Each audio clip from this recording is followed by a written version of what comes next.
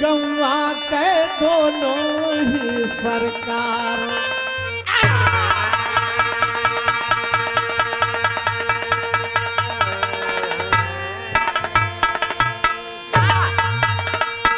एक ही गांव में स्वार्थी और परस्वार्थी, निस्वार्थी मतलब दोनों एक ही गांव में रहते थे। कहना बैखी तर्ज हो।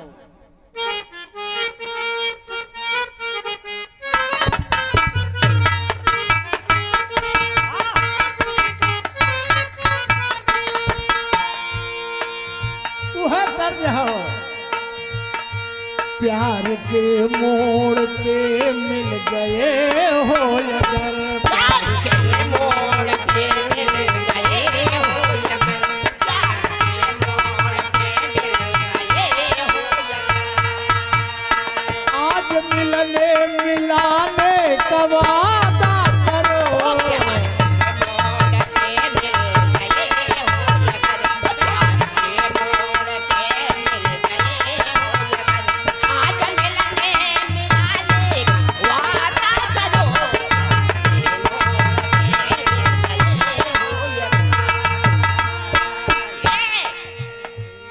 प्यार के मोड़ पे मिल गए हो अगर, आज मिलने मिलाने का वादा करो। आ गए हो यार, हाँ आ गए हो, आ गए हो तो जाने की जिद ना करो। जा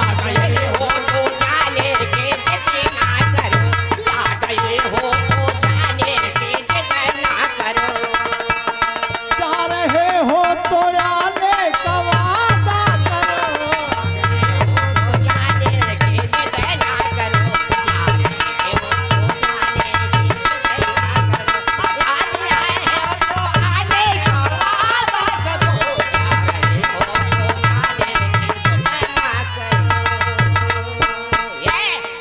कहना है कभी भाव दिए बाबूजी कि जिंदगी जिंदगी मात्र जीने का मकसद नहीं।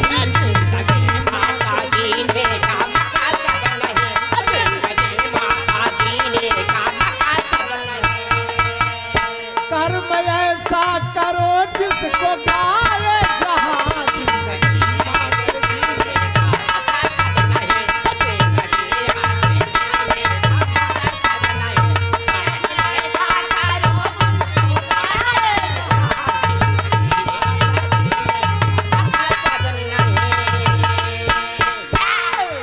जिंदगी मात्र जीने का मकसद नहीं।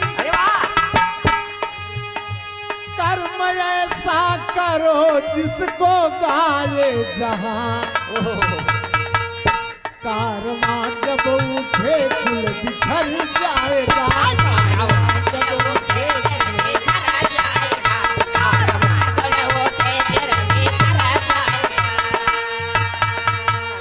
देख ले मन मुसाफिर नहीं कुछ यहाँ।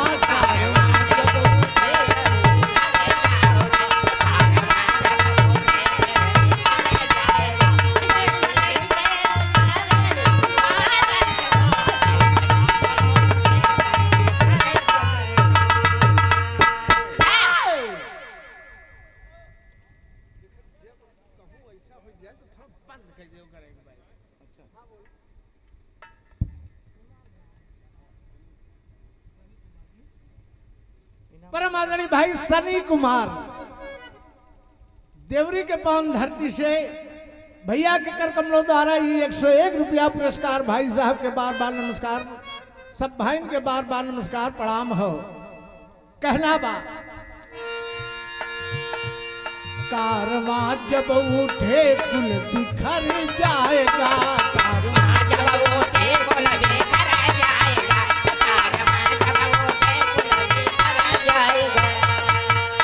देख ले मन मुसाफिर नहीं कुछ यहाँ।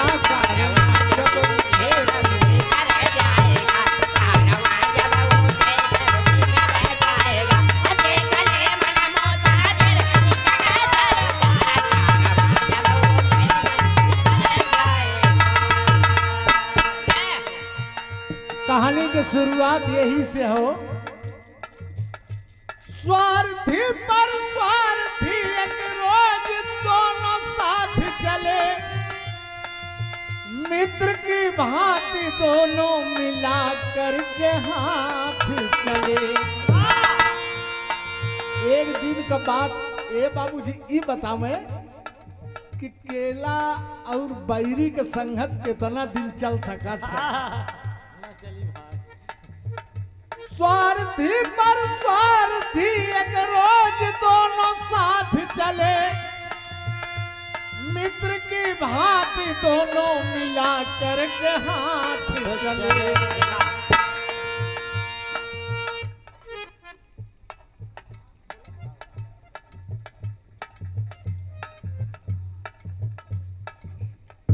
परम आदरणीय डॉक्टर विश्वकर्मा ग्राम देवरी हरदी पट्टी भैया के कर कमलों द्वारा 51 रुपया पुरस्कार डॉक्टर साहब के बार बार नमस्कार, बस सब बहन के बार बार नमस्कार प्रणाम हो।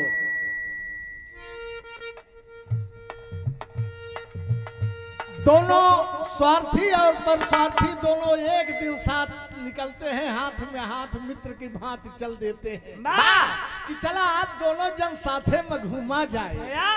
ए बाबूजी बिकट जंगल में पहुंचे रात जब नियर आई है, बिकट जंगल में पहुंचे रात जब नियर आई है, स्वार्थी पर स्वार्थी से बैन यूं सुनाई है।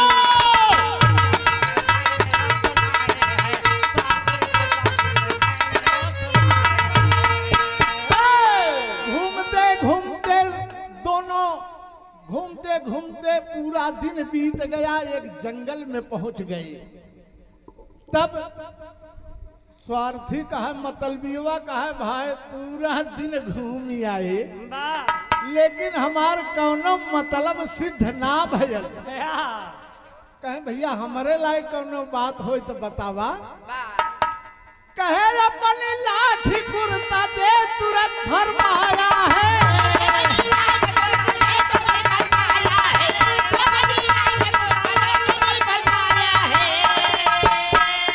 पूरा ख्याल स्वार्थी के मन में आया है।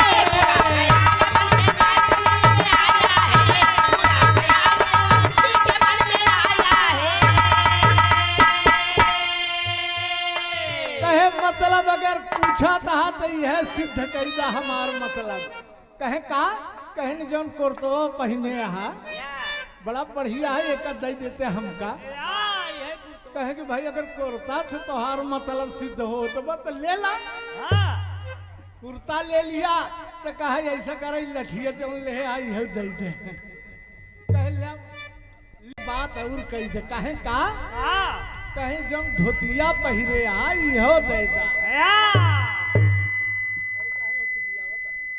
भैया तीसरा चक्कर यहाँ दीवारे पे राम हम करते ही बाबूजी कि आप सबको प्रेम हो।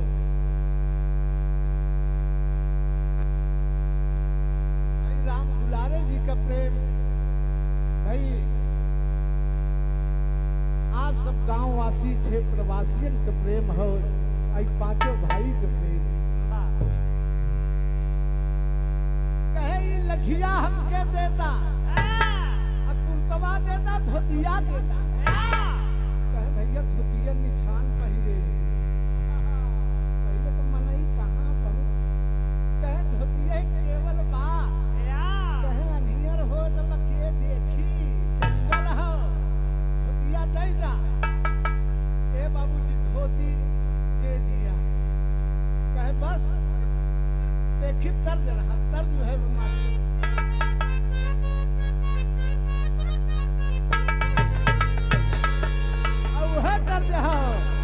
बसवा के कई ननियर लाचा के कमरिया हो,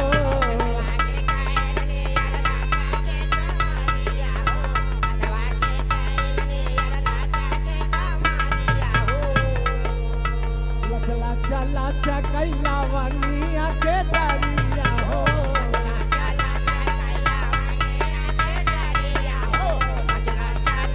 के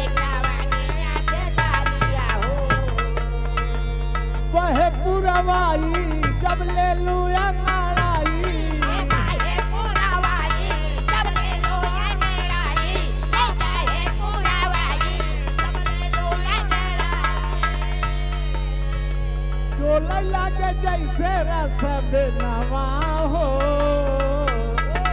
तब कहा धू हम हई पिया जी के पसरी पिरियावा पियावा हमार पतर नवा हो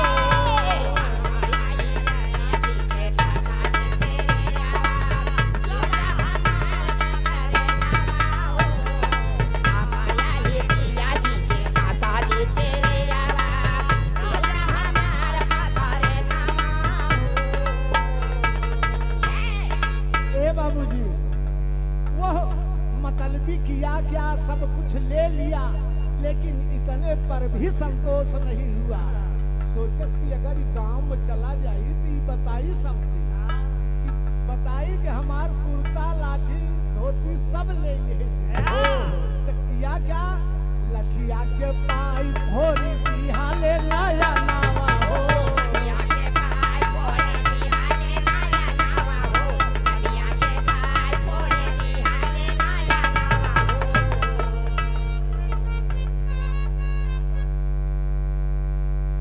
भाई क्या दिया पुरस्कार कहना बा लठिया के पाई भोरी बिहाले नया नावा हो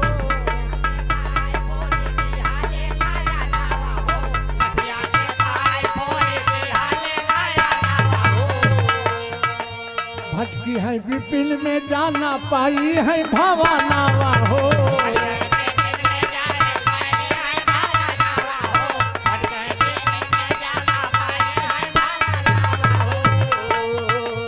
सैन रहिया तकाई भाईचारा के भुलाई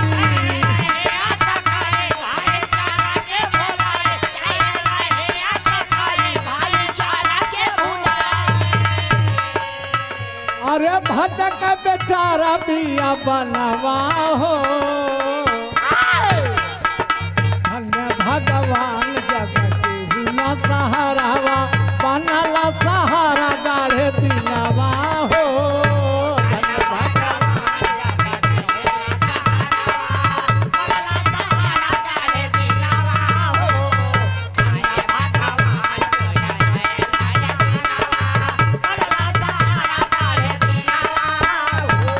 ए बाबूजी वो मतलबी किया क्या कि ले करके लाठी और वही लठिया के हुरवा से पर स्वार्थी के बेचारे का दोनों अखिया चौंक के हुरवा से फोड़ दे यह बड़े फोड़ दे कि यही भटके जंगल में चीता बाघ सब भोजन के लिए है आई गांव में लौट के ना जाए न हमार बुराई कौनो बताई फोड़ करके राखी है बाबूजी लौट लिया लेके धोती कुर्ता सब कुछ लौट लिया तो कहना देखी तर्ज मास्टर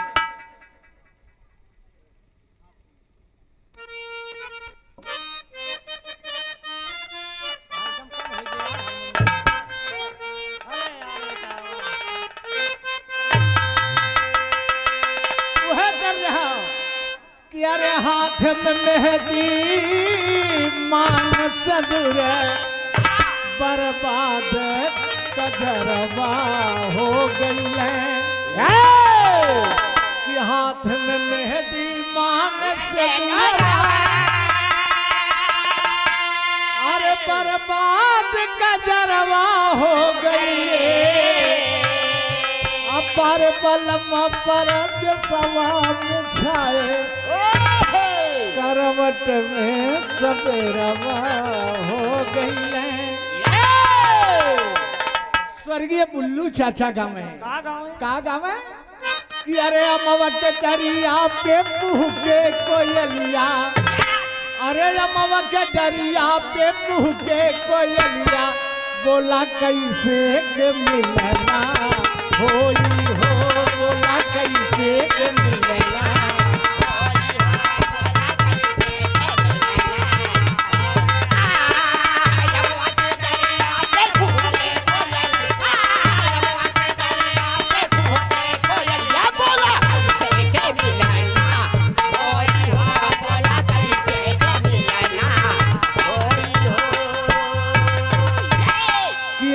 के दरिया पे कुहू के कोयलिया,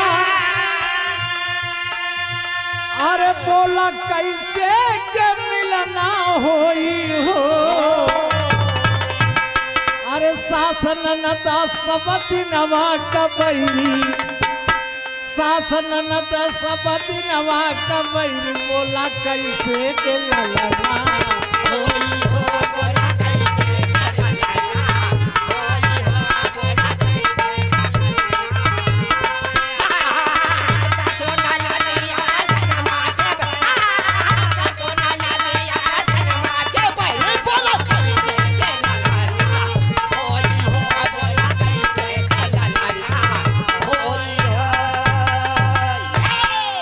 कहना बका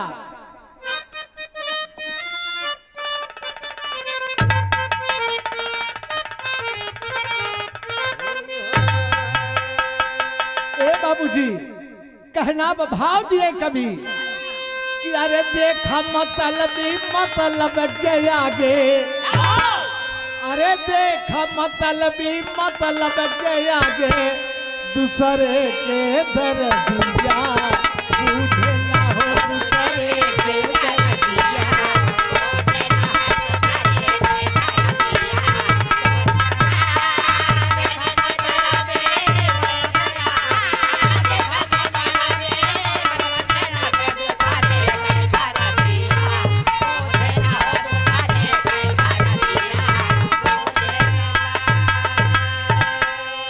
कि देखा मतलबी मतलब के आगे,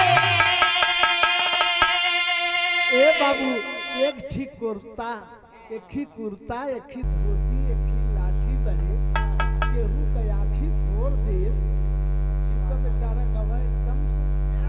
अच्छी बात ना हो भाई, ये अच्छी बात ना हो, लेकिन मतलबी के अपन मतलब दूसरे के 100 रुपया जात हो, कौनो बात ना, हमका 10 रुपया मिल जाए वह बहुत।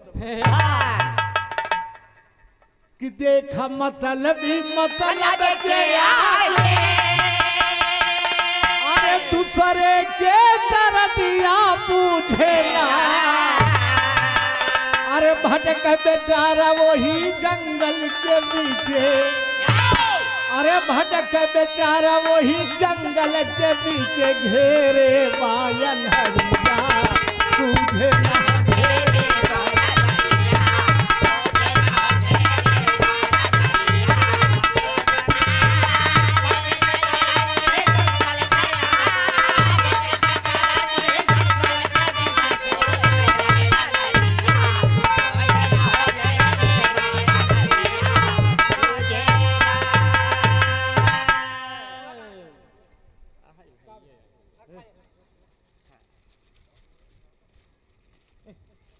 भटकई बेचारा वही जंगल के पीछे, घेरे बायन हरिया सूझे ना।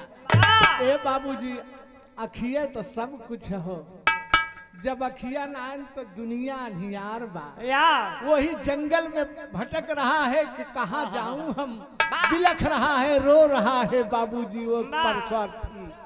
कहना बा देवढ़ी में भाव मिला,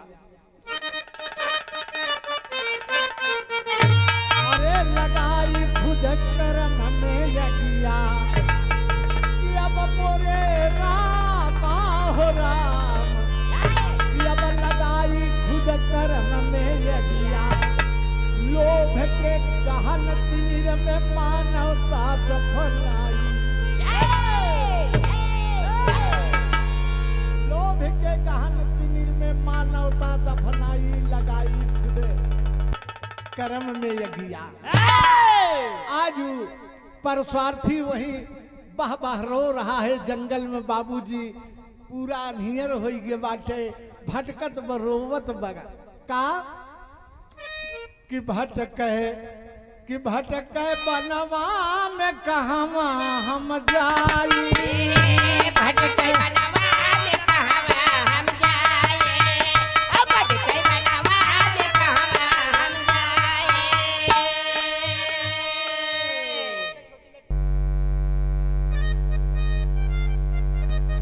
हरा भरा रहे, परिवार में खुशहाली रहे, यह कामना करता हूं ईश्वर से। हम कहना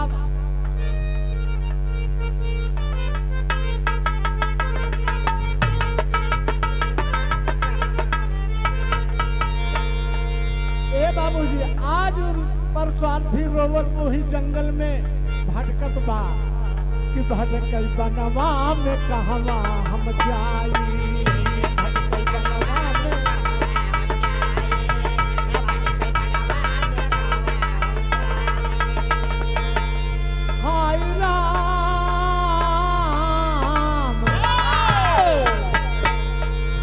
हाय राम हमें कुछ ना बुझाई। हाय राम हमें कुछ ना सुझाए, राम हमें कुछ ना सुझाए। भटकई बनवा में कहवा हम जाई।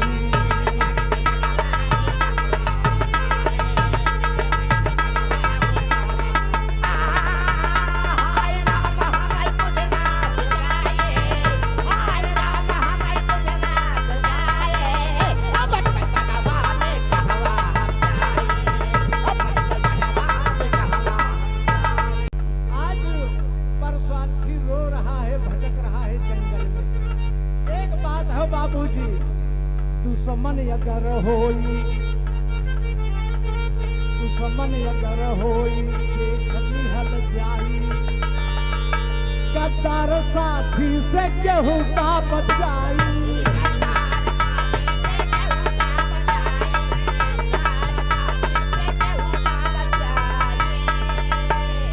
अरे बाबूजी अगर दुश्मन सामने से आवत बा तो हम तैयार रहबे, देख लिहल जाई। लेकिन अगर गद्दार साथी निकल जाए तो कई घंटा ओसी होशियार रहबे। उ तो सथवई लाग चलत बा, जहां मन कहे वहीं चुभाई दे। यही से कहना बा कि दुश्मन अगर होई देख लिहल जाई। गद्दार साथी से केहू का बचाई।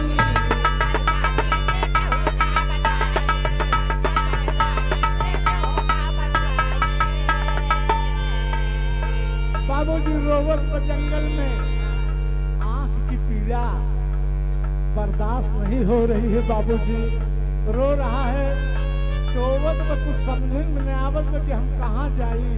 और तब तक हुआ क्या कि सोढ़ बरगद के गई लटकराई।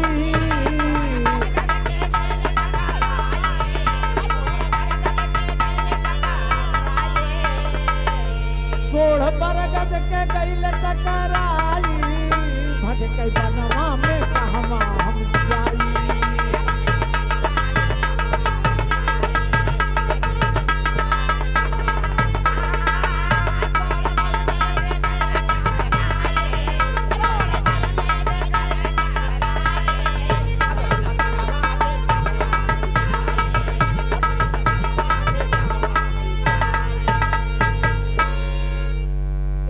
तब तक बरगदे के सोन मार लटकिन रहा थे और करे लाग जब माथे में तोवत बत दू दिन सोन करे पकड़ में आई गए। जान के कि बस कराई बरगद आटे और रात हो ही गया है। और अगर हम ऐसे घूमत तो शेर बाग खाई नहीं हमके। बाबूजी वह बरगद के सोन पकड़ के ऊपर चढ़ी गया और एक बरगदे को वह डार पकड़ के छपड़ के वह ऊपर की रात बिताई लेगी। ओकरे बाद सवेरे देखब जहाँ जाई हो रोवत पर, लेकिन धीरे धीरे रोवत बेस न हो कुछ सुनी जाए। रो रहा है वही बिलखत व बरगद के डार पकड़ के बाबू कहलावे की तर्जबा।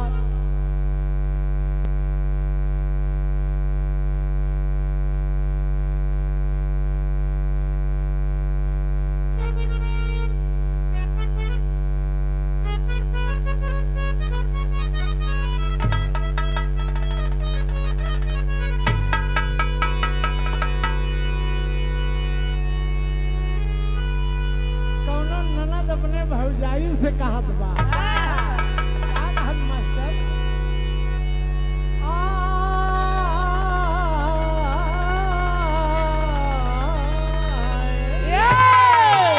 कि अब की जब लागी ये गहनावा,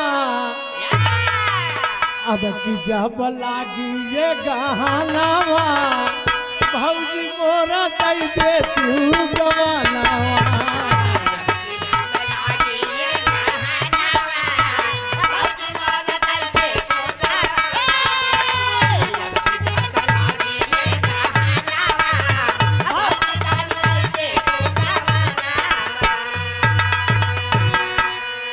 दई देती गवानावा हो, दई देती गवानावा। कहे तू गवानावा हो, कहे तू गवानावा, कहे तू गवानावा हो, कहे तू गवानावा। दई देती गवानावा हो, दई देती गवानावा। पढ़ई नाही हमरे चयनवा, पढ़ई नाही हमरे चयनवा, भौजी मोरा दई देती गवानावा।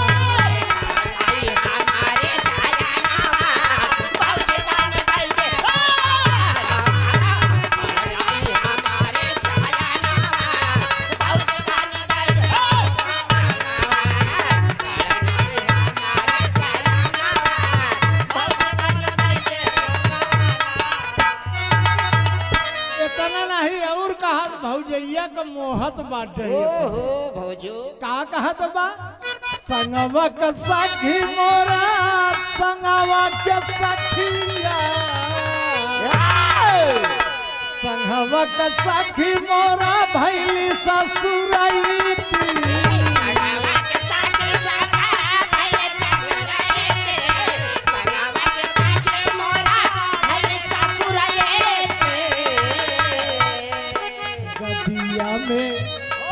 गोदिया में खेले लाला ललवा, गोदिया में खेले लाला लालावा, भौजी मोर दई देती गवानावा।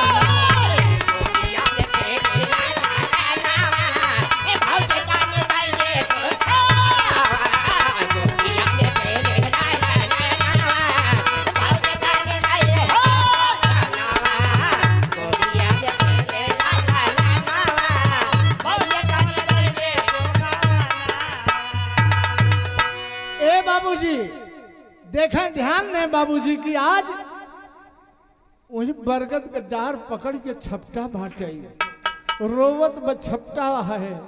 लेकिन हुआ क्या आधी रात के समय में कि राक्षस दुई अइले वही ठैया, राक्षस दुई अइले वही ठैया, रहल आधी रात के समैया।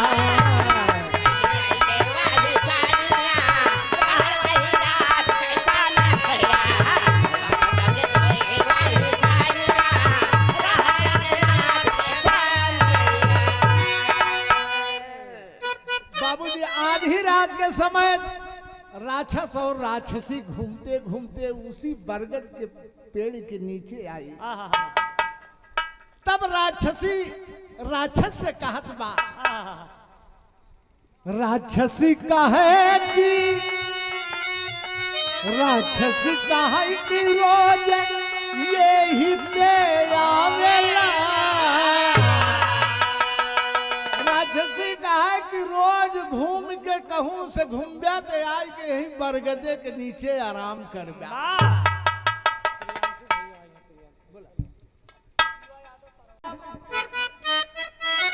राक्षसी कहे कि रोज अरे यही पे आवेला, बड़ा गुणवान बरगद राक्षस बतावेला।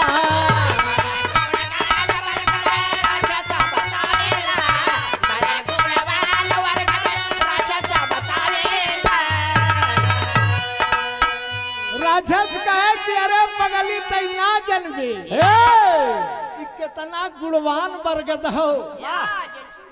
कहे कितना गुणवान हो, कहे तो का मालूम, कितनन के भइले भलैया, कितनन के भइले भलैया, रहल आधी रात के समैया।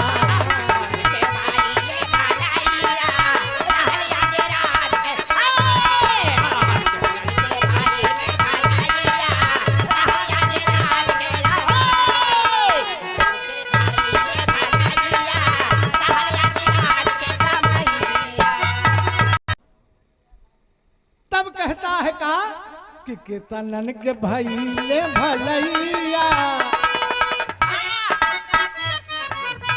केतनन के भैले भलैया, रहल आधी रात के समैया।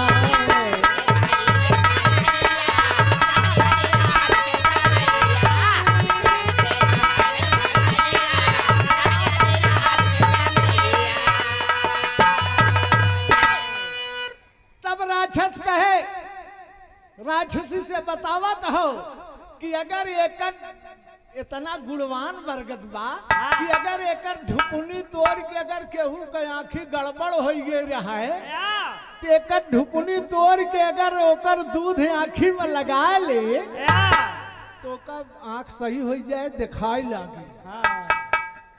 सुनत बस सब बतिया कहे तो हमारे हित के बात बा। ए बाबूजी कहा एक बात और बा कि अगर एकर पत्ता पीस के केहू के साथ रोग रहा मरई वाला रहा और कब पत्ता पीस के अगर वो कप पियाई दे तो वो एकदम जिंदा हो जाए, फर्स्ट क्लास हो जाए। कहे अच्छा बाबूजी कुछ देर बतियाए, ओकरे बाद राक्षस और राक्षसी चल दिए। सवेर होने लगा, सुबह होने वाली थी तो कहना बका अब उस सोचत में कि पहले अंदाजी तो हम फूटी तो है फूटे का तो वह दूधवा ढुपनी तोड़ के दूध वह आँखी में लगावत हो बाबूजी, और लगौते मान टका टक दिखाई लाग। और जब दिखाई लाग तो कहे धन्य हो प्रभु, खुश हो गया कि हमार दुनिया लौटी आई। अब का करे नीचे देखा तो एकदम नंगा धड़ंगा, कहा ऐसे कैसे जाब हम। तो वह बरगद का पत्ता तोड़ के पतरी बनाए से तनी बड़ी लंबी लंबी, और वह लपेट लेस नाथ लेस, और वह पत्ता पहिर के चल देस। देखी तर्ज मिला मास्टर हमरे जुगनू जी गाँव है। का गाँव है कहा कवले शहर का गजरा हो गम कई सारी रात।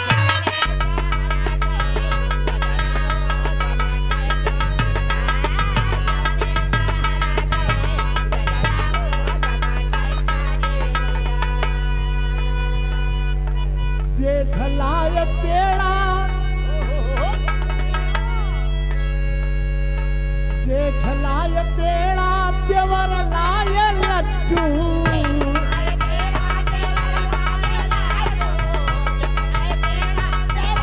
लड्डू लड्डू अरे सैया मोर राजा, अरे राजा लिया जाल दिया हो टपकई सारी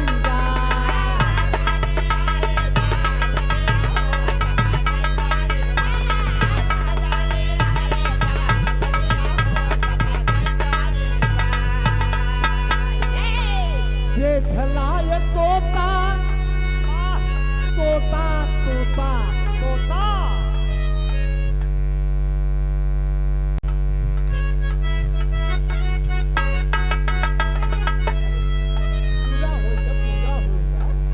कि जेठलाय तोता देवर लाय मैना।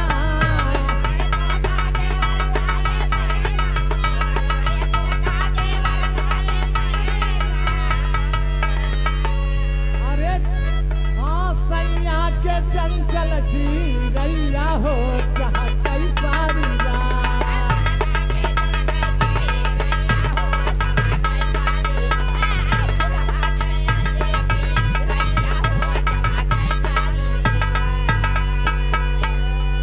एक थी और गाँव है। का गाँव है जेठान लाए देवर देवरानी।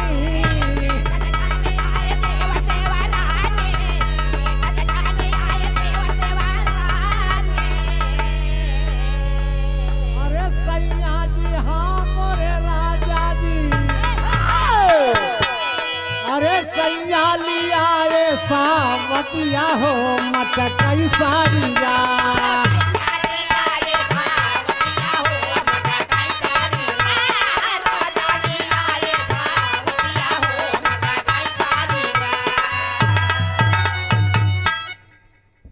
कहना बा ए बाबूजी वह पत्ता लपेट लिया पर स्वार्थी और आंखी में रोशनी हो सब कुछ हो, लेकिन वह बियाबान जंगल में घर की रास्ता भूल गया।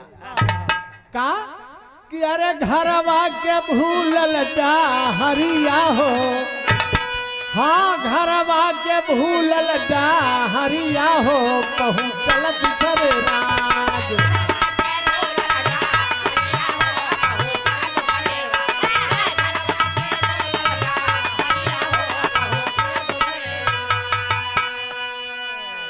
अब बरगद के पत्ता से ढाकल बतनमा,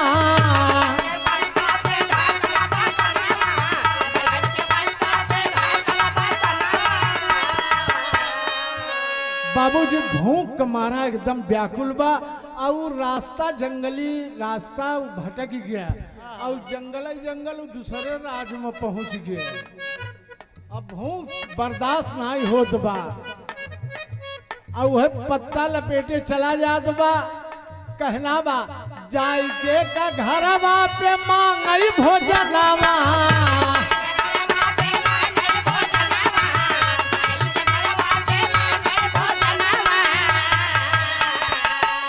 तब तक एक गांव दिखाई पड़ा बाबूजी और वही गांव में पहुंचा, एक घरे पहुंचा। कहा अरे कोई है? तब तक भीतरे से निकल लगू जरिया हो, कहूँ चलत करे राज।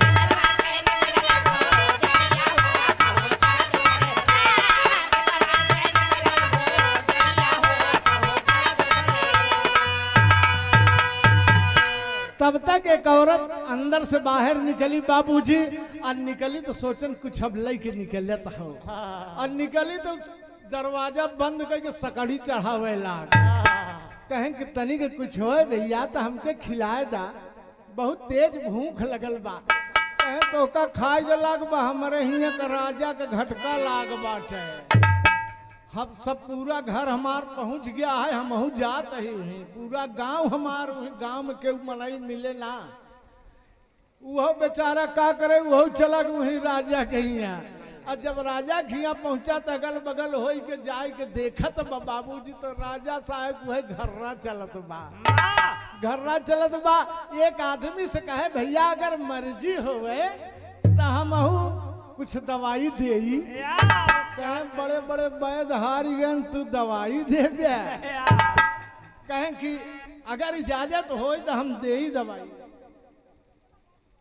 दोनों प्राणी में तो ऐसा कलह बाटे कि रामई जाने। भाई साहब सब कुछ भरा जरा रहा है, कहूँ से पहुंचा घरे, आई गया हुंडी लेके आई है। दुनिया भरे के बाद सारा मूड चौपट हो जाए तो बाबूजी अगर जेकर मनई प्राणी निक मिल जाए, समझ ले स्वर्ग ही है। अगर दोनों प्राणी प्रेम बना रहा है, परिवार में प्रेम बना रहा है, तो स्वर्ग यही आटे कि स्वर्ग देखे ना है जे गवाह लौट के आए बताए। स्वर्ग यही है, प्रेम पूर्वक और परिवार है अपना। भाई दोनों प्राणी के कर कमलों द्वारा ये 250-250 रुपया पुरस्कार। भगवान सुखी रखे, परिवार हरा भरा रहे, आप कहाँ प्रेम बना रहे आपस में। कहना बा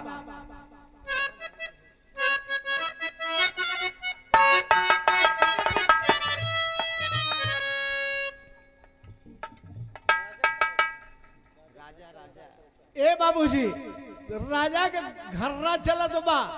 कहे हमका दवाई पियावे तो हम ठीक कह देवे। कहे पगला देखा पत्ता वाला, पत्ता लपेटे है ढंग से कपड़ा ना आए, कहा हम ठीक कह देवे। एक मिला कहे पियावे दे यार, आखिर मरद तो है ये है, पियावे दे। तो गवा एक बट्टा सिलबट्टा दे और का करे बेचारा, ऐसे बैठी ना आ सकत, कहूँ पत्ता फट गया तो सारा मामला बेकार हो गया। कैसे गांठ मोड़ के बैठा, अब पीस के खोरिया में देहेस, कहे से लैया पियाएगा। और सोचत राजा का घर चलते ही कहूँ जाते ही मान राजा चल दे तो कहे नहीं कि दवाई से मरे न राजा हमका पीट के धई देंगे। ए बाबूजी और भाग लेस की भाग लेस पिए उतर मान। और जैसे बाबूजी राजा के अंदर दवाई गई पत्ता का रस, राजा बैठ गए। और जब बैठ गए तो कहे ओहो बहुत अच्छा, कौन दवाई पियाया, कौन वैद है? कहन वैद ना एक पत्ता वाला पागल आई रहा वह पियाए से। कहन कहाँ है वो इंसान, ले आओ हमारे सामने। और वो भगा चला जा तो पुलिस लोग चल दे नौका पकड़े मेरे कहे भैया रुक रुक रुक। जब देखे कि पुलिस आवा कहाँ कहन मजा रजवा गया अभी हमका पकड़े मेरे आवत भगान ले ले। जब और भगान ले ले पुलिस दौड़ करके पकड़े कहे कि ले चलो राजा बुला रहे हैं। राजा के पास ले आए कहे कि आप ही वैद हो? कहे हम वैद ना यही हम बस थोड़ थार दवाई जानत रहे पियाई दिया। कहे अरे जो कोई नहीं कर पाया वो तुम करके दिखाए। बाबूजी राजा की एक लड़की, राजा अपने लड़की के शादी वह परस्वार्थी के साथ कर दिए। याद से ही राजकाज के संभाला, हमके जीवन दान आपके द्वारा मिला, राजकाज संभाला। कहे कि ठीक हो राजा बन गया परस्वार्थी। ए बाबू एक दिन रानी कहे लड़की राजा के कहे अपने सैया से, अपने राजा से मतलब परस्वार्थी से कहे कि हमके ससुराल दिखाए दा। तब परस्वार्थी सोचा ससुराल का वह झोपड़ी दिखावे चली लिया कि इनका आखिर हवई का हमारे वह झोपड़ी हो। कहे कि नहीं दिखावा। ए बाबूजी चल दिए। राजा रानी बैठ करके परस्वार्थी और राजा का लड़की दोनों राजा रानी रथ पे बैठ करके आगे पीछे सेना पुलिस चल दिए। बाबूजी आज घर दिखावे जात भाई अपन गांव। कहना अंतिम भाव में लेला मास्टर तनी कहा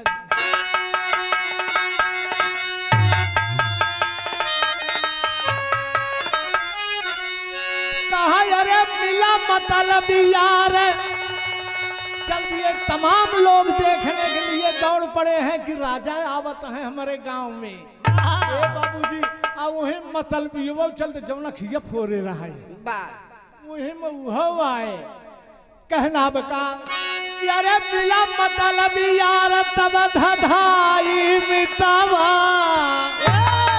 अब कैसे बनल राजा दिहले सब बताई मितावा।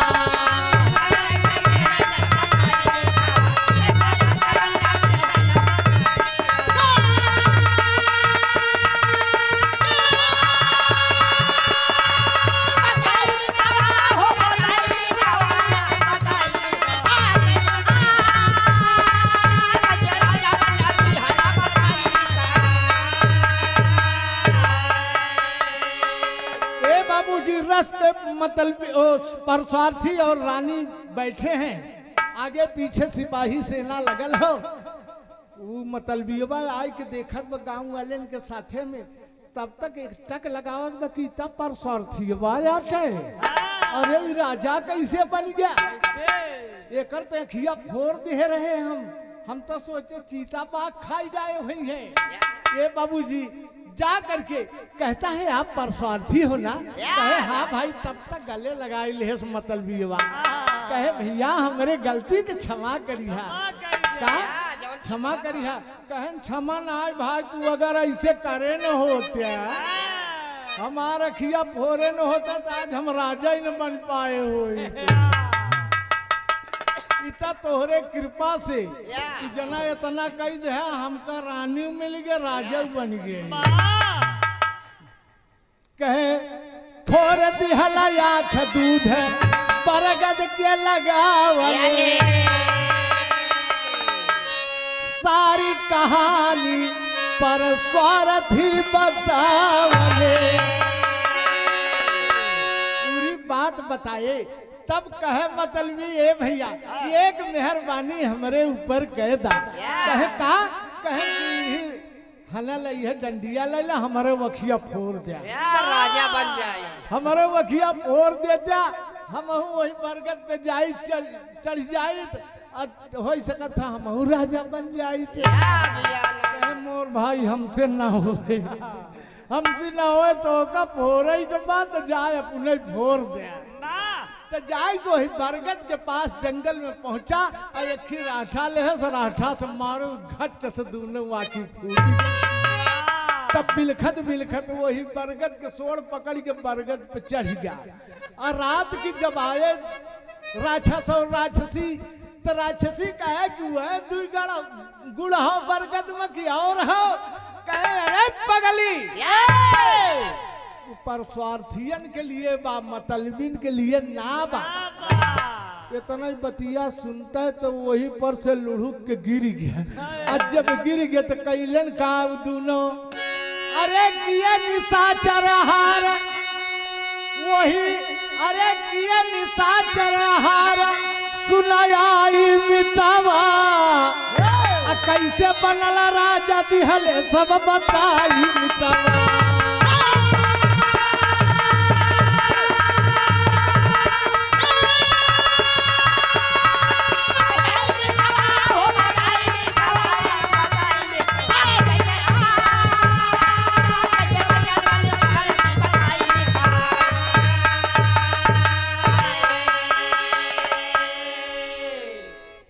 अच्छा पूरी कहानी हो गई बाबूजी। यही से कहा गया है कि जहां तक हो सके केहू को भलाई कैला। अगर केहू घर बनावत हो तो हो सकत है आप लोग हम आप सब सहयोग कुछ का दे दे ना कि संध्या के पहुंचे तो ढकेल दे। ये हमारा आपसे को फर्ज ना हो कुछ सहयोग दे क्या है तो दे दा ढकेला जीवन की। ये अच्छे कर्म है बाबूजी सहयोग देना चाहिए। कोई आगे बढ़ रहा है कोई पढ़ाई में तेज है अगर हमारे पास आए तो कर गरीब हो तो उसका सहयोग दे दे वो आगे पढ़े लिख के हैं अपने देश के एक अच्छा नागरिक बन सके।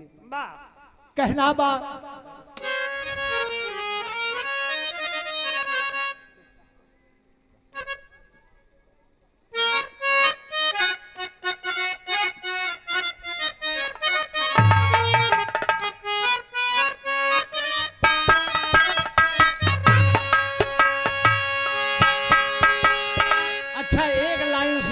बाद आप सब माला रात से